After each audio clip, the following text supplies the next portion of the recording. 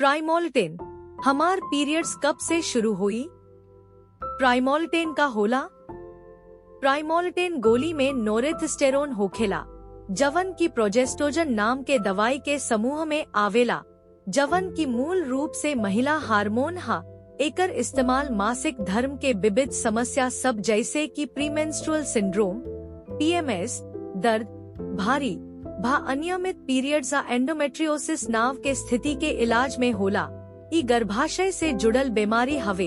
एकर इस्तेमाल मासिक धर्म पीरियड्स के समय में बदलाव करे खातिर भी कईल जाला। खुराक।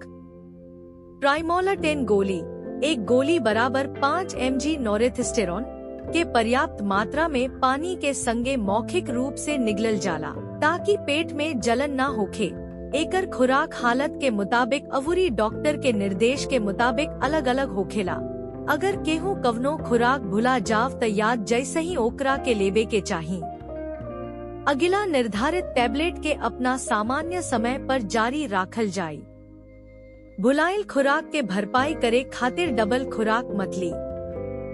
मिस्ड पीरियड्स के स्थिति में अनुशंसित खुराक प्राइमोल्टेन के एक गोली अपेक्षित अवधि से 3 दिन पहले से रोज 2 से 3 बेर 10 से 14 दिन तक जारी रखे के बाद निर्धारित खुराक पूरा होखला के 2 से 3 दिन बाद सामान्य मासिक धर्म के तीव्रता अवूरी अवधि से खून बहल शुरू हो जाये। कवनो दवाई शुरू करे से पहले अपना डॉक्टर से सलाह लेवे के सलाह दिहल जाला।